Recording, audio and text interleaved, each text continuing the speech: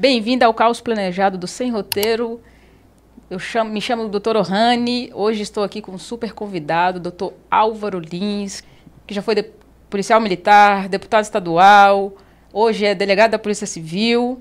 E, doutor, muito obrigado por aceitar o convite de estar aqui conosco, de estar contribuindo aqui com o nosso podcast. Estou muito honrada de ter aqui na nossa mesa. Doutor, eu te apresentei aqui, né, com um currículo, mas eu sei que o senhor é muito mais do que esse currículo. O senhor é um homem íntegro, é um homem que eu admiro muito.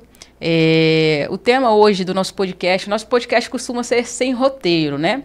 Mas o tema hoje eu quero muito que seja a parte da segurança pública, mas a gente pode fugir um pouquinho disso se o senhor permitir, ok? Eu sei que o senhor é um especialista na área, mas nosso podcast é sem roteiro, ok? Samara, olha, muito obrigado pelo convite, né? Fico muito envaidecido pelas suas palavras. Eu, como a gente estava dizendo, tenho quase 40 anos, né, vivendo nessa área de segurança. Entrei na Polícia Militar em 1986. Ano que vem vamos fazer 40 anos já dessa data. E nesse tempo todo a gente foi acumulando muita experiência, né, muito aprendizado, e eu acho que é isso que a gente pode compartilhar com você, com todos os ouvintes, todas as pessoas que estão assistindo, e tentar descrever um pouco dos problemas e propor algumas soluções também, né? Perfeito. Porque só diagnosticar problemas já tem 1 milhão de gente para fazer. É verdade. Mas como resolver que é a grande sacada. Então vamos ao primeiro problema que a gente viu recentemente, né? São as mortes de policiais militares, policiais no geral, né? Que vem ocorrendo, né? Principalmente policiais de especializadas.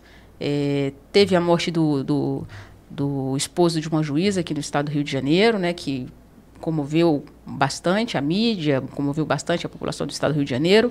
Recentemente teve a morte de um outro policial dentro de uma operação. E o senhor, que já foi policial militar, já foi advogado, é delegado da Polícia Civil, o senhor consegue ter uma vertente de todos os lados, né? Do lado da polícia, do lado como advogado, do lado inclusive como deputado, daquele que propõe leis para poder melhorar a vida das pessoas. Hoje, quais que são as dificuldades, primeiro, de quando um policial morre, né? Quais são as dificuldades que as famílias enfrentam, né? Depois que essa pessoa falece? Quais que são as dificuldades que os colegas dos pares daquele policial enfrentam, que também sofrem psicologicamente, né? Por isso. E, enfim, eu queria que o senhor apresentasse aí também uma solução. Obviamente que não existe solução para não morte, né? Mas para evitar ou minimizar essas mortes que vêm ocorrendo cada vez mais no estado do Rio de Janeiro. Uhum. Nós temos aí uma política de segurança pública que, infelizmente, não pode ser diferente, que é baseada no confronto, né? O crime no Rio de Janeiro ele tem essa característica, é uma coisa muito específica daqui do Rio de Janeiro, de dominar território e confrontar a polícia. Que isso não é comum em outras partes do mundo. Infelizmente também esse comportamento já começa a extravasar, né? Nós vemos aí cidades no Nordeste começando a ter um comportamento semelhante.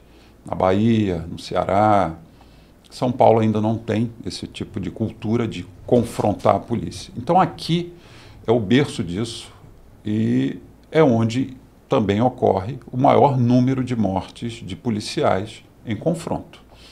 A Constituição do Estado do Rio de Janeiro, ela obriga o Estado a fornecer equipamentos de proteção para as suas forças de segurança. Bombeiro, Polícia Militar, Polícia Civil. Hoje também a SEAP e o DEGASE, SEAP é a Administração Penitenciária, e DEGASE, Departamento Geral de Ações Socioeducativas, que cuida de menores infratores. Então, todos esses profissionais estão hoje no Rio de Janeiro, na área da segurança pública. E o governo do Estado ele tem a obrigação de fornecer equipamentos de proteção. E quando eu falo isso, numa pesquisa feita por uma uma associação chamada Heróis do Rio de Janeiro, que até sugiro a você que convide para vir aqui, o Coronel Cajueiro, que é o coordenador dessa associação. Ele fez uma pesquisa muito profunda sobre a sede das lesões, pontos de impacto de policiais mortos, alvejados em serviço. Onde é que eles eram mais atingidos? Em que situação? E ele percebeu que algumas medidas simples poderiam auxiliar e evitar a morte de policiais. Exemplo, grande número de mortes de policiais ocorre com tiros no para-brisa dianteiro da viatura. Então ele sugere que seja blindado pelo menos o para-brisa dianteiro da viatura. A grande maioria também com lesões na cabeça, e daí a necessidade de se usar capacete balístico, que é... Eu, quando entrei na PM, para você ter uma ideia, não existia colete à prova de bala. Existia, entrei em 86. Colete à prova de bala, isso era, assim, isso era de filme. E hoje é uma realidade. Você não sai para a rua, uma viatura da PM, sem os policiais estarem usando colete. Sim. Você não vê isso. E o capacete balístico, daqui a um tempo, vai ser a mesma coisa. Hoje é uma resistência. Eu, por exemplo, não gostava. Isso é muito quente, é pesado. Mas virou. Eu vejo tantos exemplos aí de policiais que são salvos por usar esse equipamento. Para curiosidade, eu me lembro de um caso de um assalto na Lagoa. Eu trabalhava no batalhão do Leblon, 23º. E na Lagoa, naquela época, o uniforme da PM tinha uma plaqueta de identificação, como se fosse um distintivo. Sim. Era diferente desse uniforme de hoje, era azul claro, e ele usava uma plaqueta aqui, o policial. E aí ele foi chamado, um policial foi chamado pelo porteiro de um prédio ali na Lagoa, e quando ele chegou, o porteiro só falou: olha, esse aí. E era um assalto, e o assaltante atirou, e o tiro atingiu a plaqueta de identificação. E ele não morreu por causa disso. Salvo pela plaqueta. Foi salvo pelo distintivo. Legal. Mas não existia colete à prova de bala. Então, essa é uma necessidade. Equipar a polícia com material de proteção individual e coletivo. Segundo, programar as operações com efetivos e capacidade maiores. Você não pode enfrentar 200 homens indo lá com 5, 10. Né? Você tem que ter uma superioridade numérica, bélica, aérea, né? Inverter a vantagem daquele bandido. Então, são medidas que são necessárias para planejar essas operações. Quanto ao tratamento do policial morto, ou aos familiares do policial morto, ou até o policial que fica aí inválido em razão de um tiro em confronto, isso aí já é diferente. Isso aí eu vejo que o Estado peca muito na atenção com essas famílias, principalmente. Né? No Rio de Janeiro, existe um decreto de 2008 que fixou em R$100 mil a indenização, é um benefício indenizatório para os familiares de policial morto em serviço. Então, esse valor foi fixado em 2008, nós estamos em 2025. Defasado. E continua o mesmo valor. Então, assim, em 2008 já era muito pouco. E hoje, então, nem se fala. Comparando com São Paulo, em São Paulo, acho que foi 2013, esse mesmo benefício foi fixado em R$200 mil. É o dobro. Um policial morto em São Paulo vale o dobro de um policial no Rio de Janeiro. E isso não é corrigido até hoje. Não foi corrigido até hoje. O tratamento dispensado às famílias também é muito precário.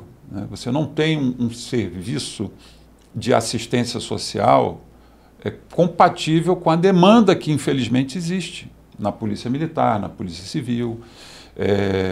Então, você tem que orientar essas famílias. A pessoa chega lá, a viúva, os órfãos, né? E vão lá tentar saber como é que consegue a pensão.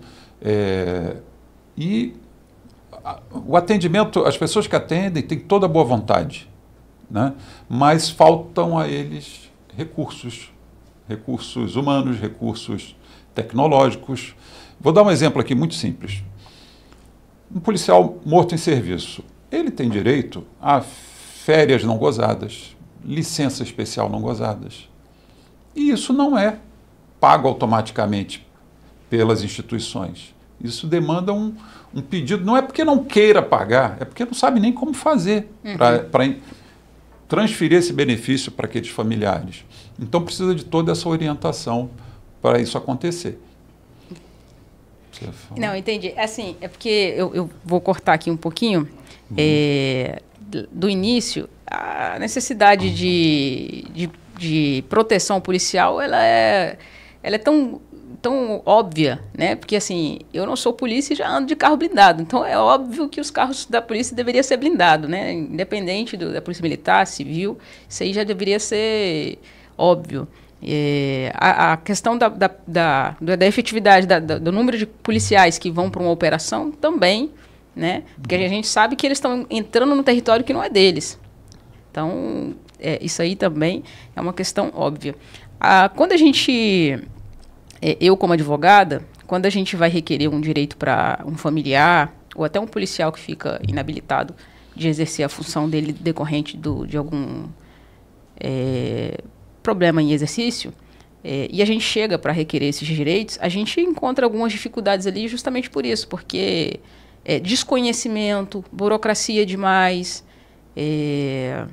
o Estado, às vezes as pessoas que estão ali dentro nem sabem que aquele direito existe, né? Na nossa conversa anterior aqui, até a gente, antes de começar a gravar, o senhor falou um direito que os filhos dessas pessoas têm, que eu não sabia, né? E olha aqui, eu como advogada não sabia, porque tem um direito específico do Estado do Rio de Janeiro, né? Uma lei estadual, que fiquei sabendo que foi o doutor, né? Que até como deputado propôs. Eu queria que o senhor falasse isso também aqui. Esse é um tema assim, que sempre me incomodou, né? Sim. E eu convivendo com isso, é muito triste, muito doloroso você ter que dar a notícia para a família de um policial que ele morreu, cuidar daquela família, e não adianta, você não pode se esconder nessas horas, né? Eu acho absurdo. Eu, se pudesse hoje, eu proporia uma lei que o comandante da PM, o chefe da Polícia Civil, o secretário, ele é obrigado a dar notícia para a família, e não um funcionário da delegacia. A gente tem que comprometer essas autoridades máximas com a ponta. Estou dando um exemplo aqui bem simples. E eu até criei lá na Polícia Civil um serviço de assistência social. E criei por acaso, porque havia uma lei, por exemplo, do município do Rio, que concedia uma autonomia de táxi para o policial morto no município do Rio de Janeiro. Isso nós estamos falando de 2003, 2004. E aí eu perguntei, quantos já conseguiram essa autonomia? Não, nenhum. Eu falei, mas por quê? A gente não sabe como fazer. E aí a gente criou um serviço para poder atender essas famílias. E quando eu fui deputado estadual, fui deputado em 2007, né? Eu propus uma lei na esteira daquelas leis de cotas que estavam sendo aprovadas para a universidade pública, e eu propus uma lei dizendo o seguinte: os órfãos de policiais mortos ou filhos de policiais inválidos em ato de serviço têm direito à matrícula nas universidades estaduais. Então, se o policial morreu, tinha um filho, esse filho quiser fazer o vestibular, ele vai concorrer com essa vaga garantida por ser órfão de policial morto de serviço. Essa lei foi aprovada, nós aprovamos em 2007, e em 2017 houve uma alteração, porque essas leis de cotas elas têm prazos de validade. E ela foi renovada e está vigente até 2027. Sim. Mas é uma lei que eu fiz lá quase 20 anos atrás, Legal. Porque eu convivia com isso, eu via isso, a dificuldade que era. E como advogado, o período que eu fiquei advogando, eu também fiz assim, dezenas de ações para familiares de policiais. E eu percebi uma coisa muito interessante. Eu vou dar um exemplo que eu acho que fica fácil das pessoas entenderem, né? Vamos imaginar um assalto a banco, em que há 3 pessoas trabalhando. A caixa do banco, o vigilante e um policial que está na rua, trabalhando, parado ali na calçada. Ocorre o assalto e os assaltantes matam os 3. A caixa do banco, que não desenvolve uma atividade de risco, ela teria direito à indenização. Porque a atividade dela não era de risco. E houve um assalto a banco e ela morreu. O vigilante, que desenvolve uma atividade de risco, até 2020, também não teria direito à indenização. Aliás, perdão, também não teria não. Não teria direito à indenização. Por quê? Porque ele escolheu uma atividade de risco.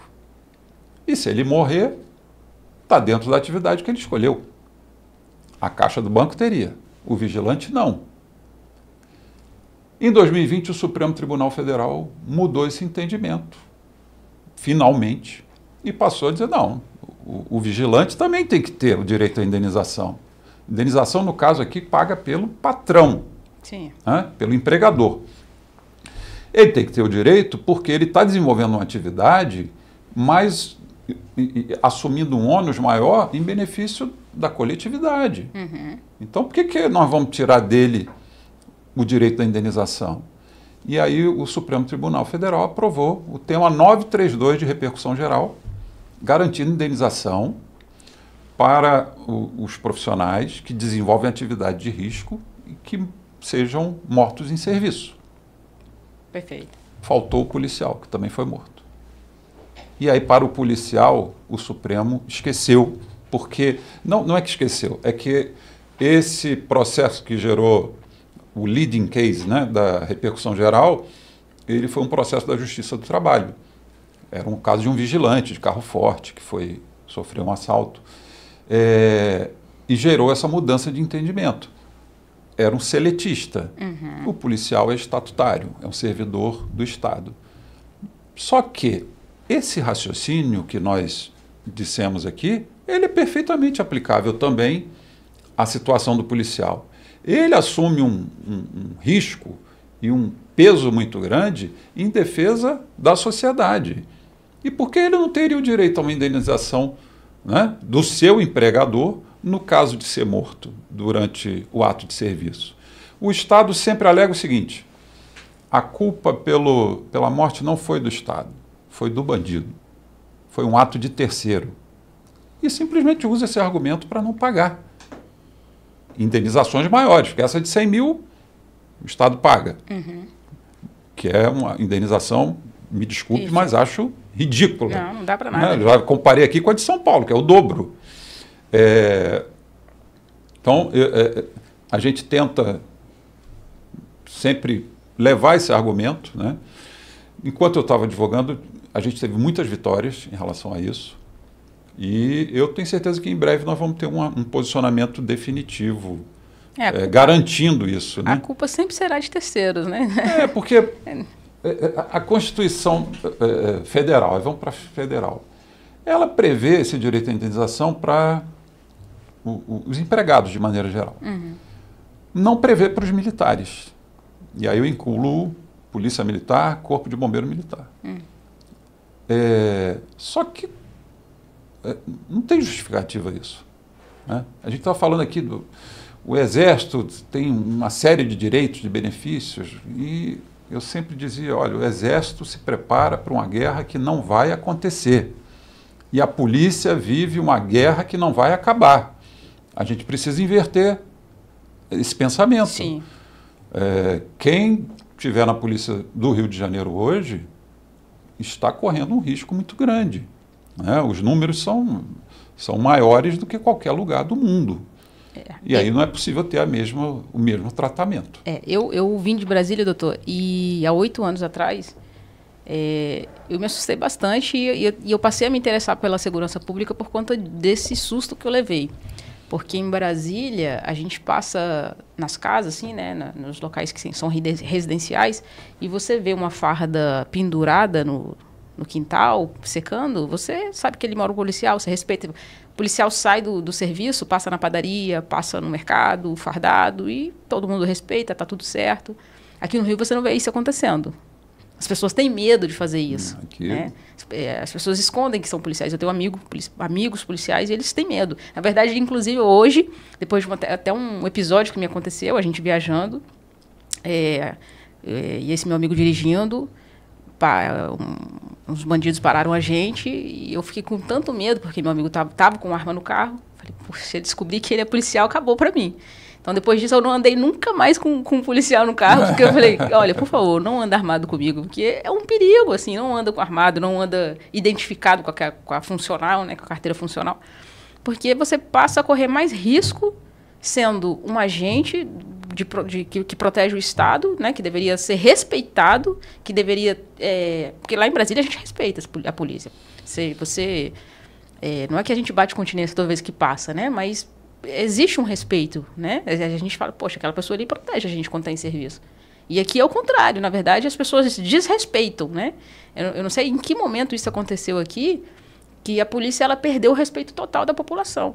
Na verdade, aqui acontece o contrário. Aqui, talvez por conta disso, porque a polícia se vê no sentido de não protegida pelo Estado. Eu não sei o que aconteceu, mas a população, o que a gente vê é a polícia passando e não tendo o respeito que deveria ter. Né? Que eu aprendi a ter. E quando eu cheguei aqui, eu vi totalmente o contrário. Né? Um tratamento totalmente contrário. Isso me assustou bastante. E eu percebo isso também. Eu acho que há uma crise de autoridade muito grande no Brasil. Eu até... Quando fui ser deputado, eu fui pensando nisso, em tentar ajudar a mudar essa legislação. Porque eu acho assim, absurdo você ter uma tropa da PM na rua, por exemplo, e se ele vê hoje uma patrulha da PM, se vê uma moto sem placa... Não faz nada. Não tem o que fazer. Ele não tem poder para aplicar uma multa, ele não tem poder para apreender aquele carro como infração de trânsito. Estou falando nem de crime. Crime ele vai agir. Mas eu acho um desperdício você ter toda essa força de trabalho na rua e não explorar. Se você telefonar, estamos falando aqui de besteiras do dia a dia, né? Você telefonar porque tem uma pessoa fazendo uma festa 3 horas da madrugada no apartamento do lado do seu e ninguém pode dormir, quem é que tem o equipamento para medir volume? É a prefeitura. Então, assim, eu acho um desperdício muito grande. Eu já vivi todas essas situações, tá? Na rua. Todas. Todas é difícil, né? Mas eu acho que eu já vivi quase muitas. De tudo que você puder imaginar em termos de dia a dia na polícia, eu já vi. E essa coisa da polícia ter que esconder o uniforme. Vamos voltar lá. Eu entrei em 86, né? A gente era obrigado a chegar fardado. Você não podia ir para a academia sem a farda. Era punição gravíssima. Se você tivesse que prestar depoimento no fórum, né, soldado, sargento, oficial, vai depor no fórum. Tinha que ir fardado. Era obrigatório. E isso tudo, hoje, acabou. Para não expor, porque o policial vai ter que se expor sozinho, né? Para ir lá, depor no fórum, voltar. Isso tudo acabou. Hoje, eles são liberados para ir à paisana, que é uma questão de perigo muito grande. Só eu comigo não tem jeito, porque a minha cara, o pessoal reconhece. Eu uma vez estava caminhando em Copacabana, e aí, caminhando no calçadão, assim, fazendo exercício, e aí o camarada fala, doutor Álvaro, tudo bem? Eu falei, tudo bem, o senhor não lembra de mim? Eu falei, pô, não estou lembrando. Eu sou o fulano, do caso lá de Nova Iguaçu. Eu falei, ele tá tudo bem. Tal. Eu era um sequestrador, que a gente tinha prendia, deve ter sido 98. 2003, 2004, ele estava na rua, andando no calçadão em Copacabana. E ele veio falar comigo. Falei, bom, pelo menos fez bem, né, que você está... Não, tô tudo bem, graças a Deus. Ainda bem, né? Mas, sim, era uma realidade que a gente vivia. E você vê que essa burocracia aí de, olha, estão fazendo barulho ali, aí você liga para a polícia fala, olha, não é com a gente, é com 1746, né? Acho que aqui no Rio é 1746. É uma burocracia desnecessária. A polícia está passando, vê uma moto sem placa e não pode ir lá e resolver. Isso cria uma burocracia que quem está com a má intenção... explora essas brechas. Explora essas brechas. Então, se desse legalidade para quem tem o poder de polícia, a polícia já tem o poder de polícia, já tem o poder de atuar. Por que quem pode... Eu sempre penso assim, quem pode mais, pode menos, né? Então, por que não? Então, atua ali, faz a fiscalização e depois manda para quem de direito, né? Manda para o Detran, etc e tal. Mas por que não? Quem pode mais, pode menos. Sempre achei isso e essa burocratização, essa retirada de poderes ou de direitos da polícia só deu poderes para quem não deveria dar, né? Só deu brechas para quem não deveria dar. Sim, eu não vou nem comentar aqui essa proibição que houve no período da pandemia, né? De operações em favelas. Sim. E é o cúmulo, é o máximo de deixar a polícia sem condições de trabalhar. Uhum. Eu não vou nem chegar a isso, até porque agora já está voltando. Eu vejo a Polícia Civil hoje trabalhando bastante, com dificuldade. Uhum. Eu coloco alguns números para as pessoas entenderem o que foi feito com a segurança no Rio de Janeiro, nesses últimos tempos. Eu assumi a Polícia Civil em novembro de 2000. E o efetivo naquela época era 9.600 policiais. Eu saí em abril de 2006 e deixei o efetivo de 12 mil policiais. Então, aumentou. 2006, 12 mil policiais. Sim. Eu voltei agora, final de 2025, 19 anos depois. Uhum. 24. Perdão, 2024. Então, 18 anos depois. O efetivo da Polícia Civil não chegava a 8 mil policiais. Agora entrou mais, acho que 500 ou 600 agora. Tem uma outra turma, nós vamos chegar a 9 mil policiais. Foram dando baixa e não fizeram um concurso? Exatamente. Então, nós vamos ter um efetivo agora, em 2025, menor do que tinha em 2000, 25 anos atrás. Que absurdo.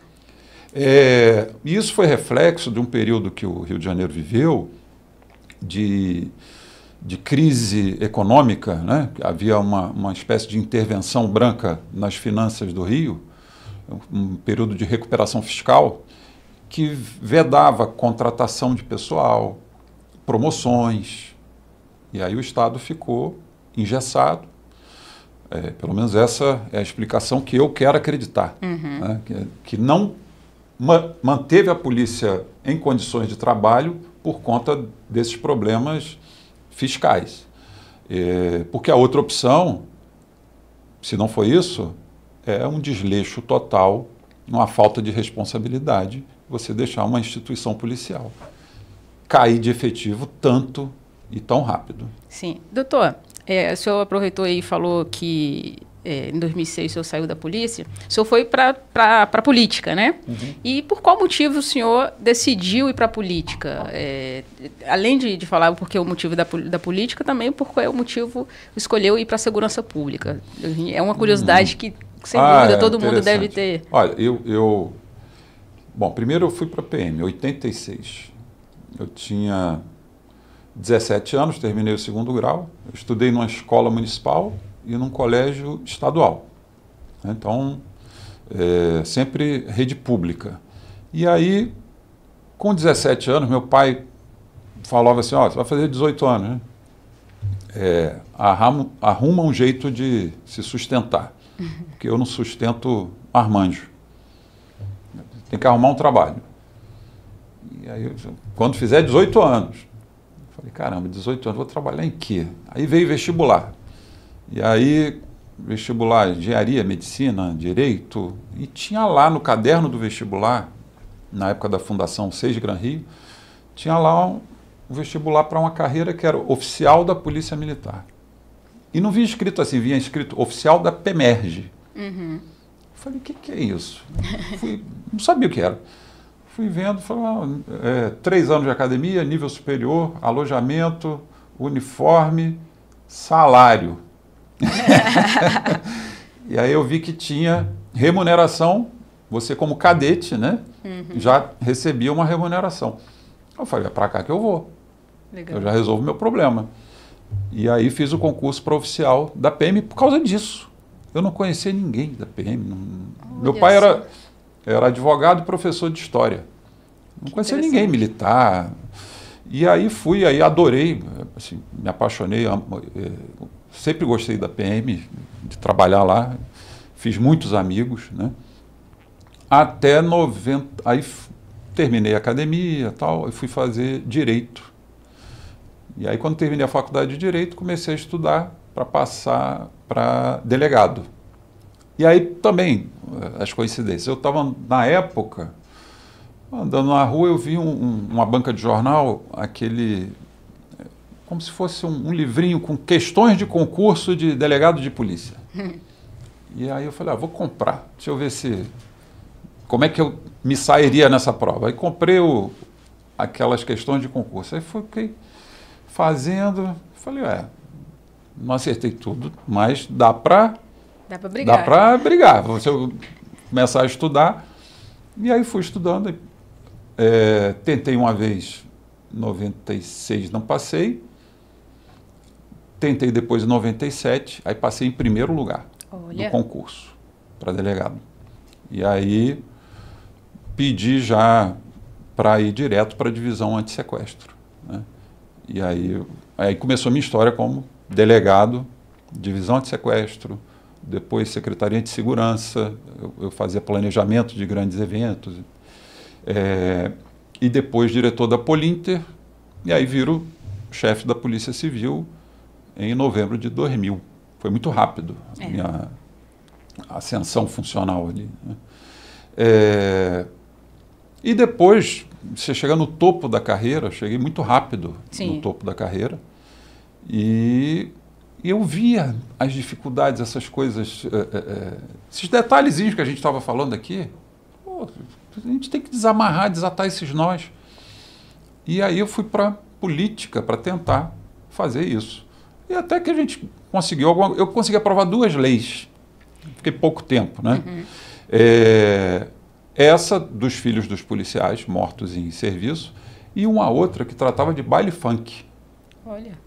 Baile funk. Na verdade, eu atirei no que vi e acertei o que não vi.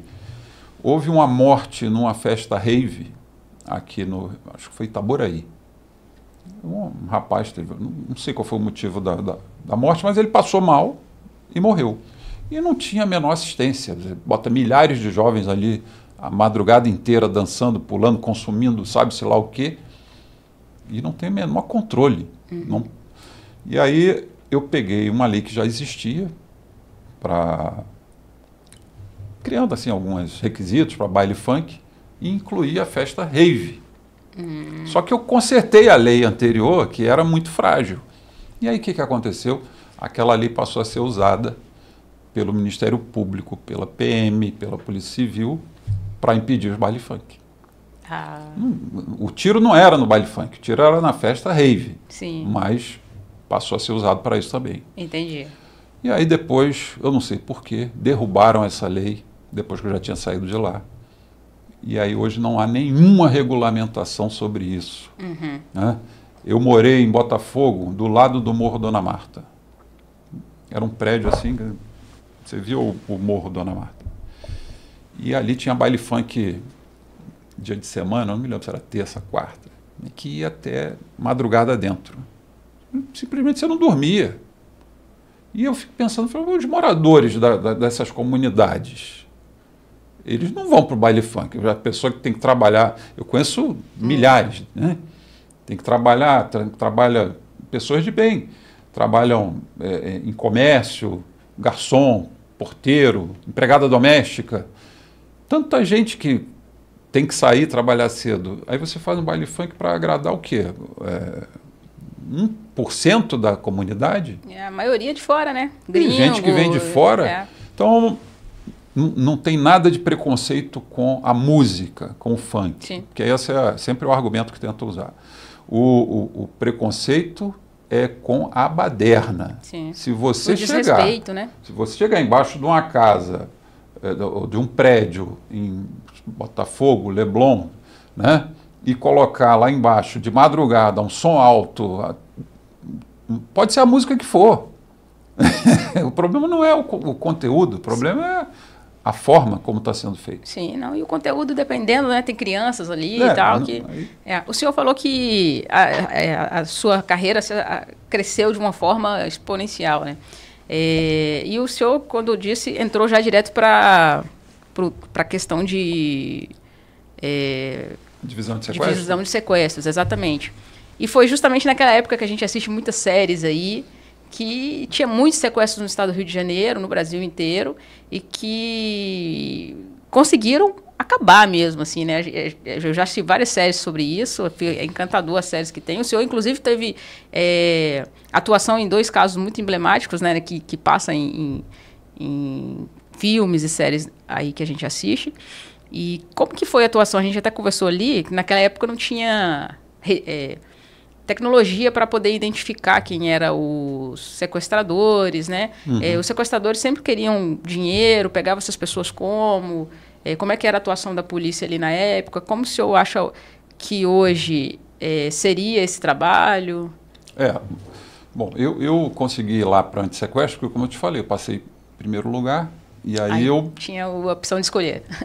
Pude escolher, mas escolhi ir para um lugar que assim, quase ninguém queria ir, mas era o que eu gostava. Eu via já na época a divisão de sequestro funcionando, uhum, e eu percebi que era uma coisa diferenciada. Na época era o Dr. Marcos Reimão, titular, né? Delegado excepcional, e peguei lá também outros delegados, era o Dr. Fernando Moraes, Roberto Cardoso, e uma equipe muito boa. Os inspetores Magalhães e Luiz Matos, que eram os chefes de investigação. Mas eu falo sempre que possível os nomes, porque... Claro, é um trabalho de equipe, né? É uma equipe espetacular. E nós pegávamos... O meu primeiro dia de trabalho... Olha que coisa engraçada. Isso aqui é uma coisa... Eu me apresentei, né? Publicou lá, divisão de sequestro. Eu vinha da PM, eu era capitão da PM. Acabou, não sou mais capitão, no dia seguinte viro delegado. E aí, olha, você se apresenta divisão de sequestro. Eu cheguei lá 8 da manhã, com o hábito da PM. 8 da manhã na delegacia. Cheguei lá, só tinha o plantonista. Falei, não, vim me apresentar aqui. Mas, doutor, mas essa hora não tem ninguém aqui, não. Eu só volta aí umas 11 horas, 11h30, que aí já tem gente. Eu falei, tá bom. Aí voltei, e aí chegou o doutor Reimão, que era o titular, e falou, Álvaro, olha, você está vindo para cá, seja bem-vindo, mas aqui é muito trabalho. E nós estamos aqui, olha, primeiro dia, a gente está com uma equipe chegando, que trocou tiro, esbarrou com uns bandidos na rua, não tinha nada a ver com sequestro, e eles estão vindo para cá. Você já vai fazer o auto de resistência. Eu falei, tá bom. E aí chega a equipe para eu fazer o auto de resistência. Eram 3 policiais, todos a paisana. E eles falaram, não, a gente esbarrou, os caras atiraram na viatura, um tiro pegou na viatura. Eu falei, cadê a viatura? A viatura é aquela ali. Eu falei, que viatura? É um táxi.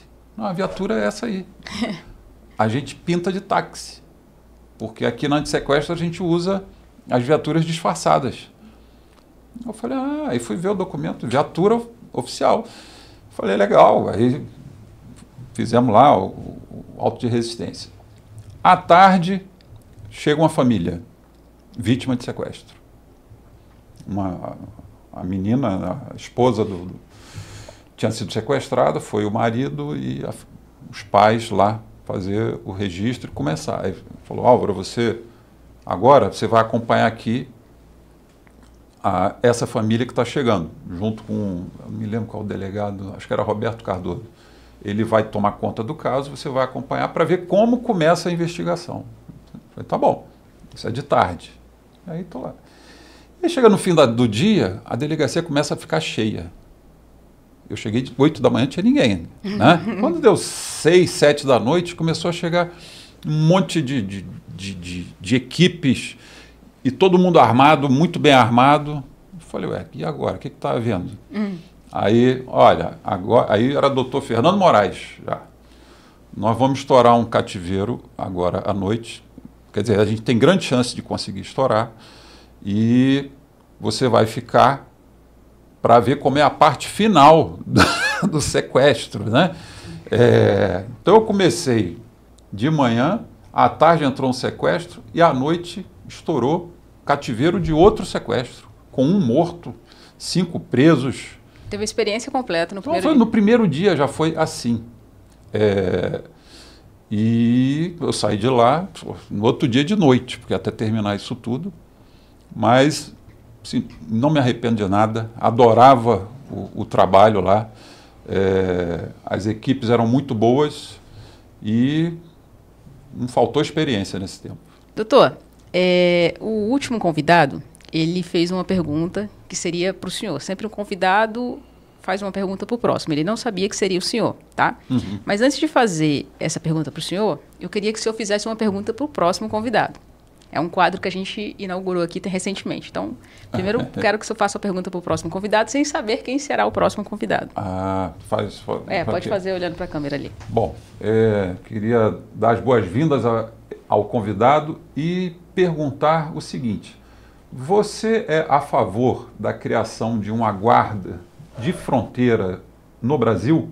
Que um órgão específico tem essa função de guarda de fronteira?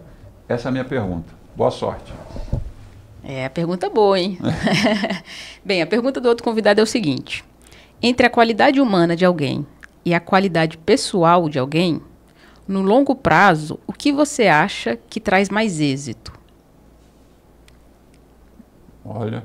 É uma pergunta reflexiva, né? Bem reflexiva. Eu, hoje, em tudo que eu vivi, eu comecei a ver que metade do sucesso das pessoas tem a ver com a sua capacitação, seu estudo, seu preparo, e a outra metade com o seu networking, seu grau de relacionamentos e a facilidade de expor o que você é. Uhum. Você pode ser um excelente engenheiro, químico, mas se você não mostrar isso para as pessoas, ninguém vai saber. Então, eu acho que há uma conjugação, né? Mas, se eu tivesse que escolher entre o mais competente e o mais confiável, eu escolheria o mais confiável. Nossa, perfeito, perfeito. Porque o confiável ele pode se tornar competente, exatamente. Né? É verdade. A gente está inaugurando outro quadro hoje, tá? E aí eu vou inaugurar com o senhor. Pode ser? Claro. Então vai ser algumas perguntas. Bem, se a sua profissão acabasse hoje, qual seria uma outra profissão que o senhor procuraria? Eu sei que o senhor deve estar próximo aí de aposentar, né? Eu, deixando de ser delegado, devo ser advogado. Advogado. Mas sabe uma coisa que eu gosto muito? Propaganda e marketing. É mesmo? Mas sempre gostou? Sempre gostei, desde criança. Ah, legal. Achava impressionante as propagandas, você pegar 30 segundos e conseguir convencer alguém a comprar alguma coisa. Sim.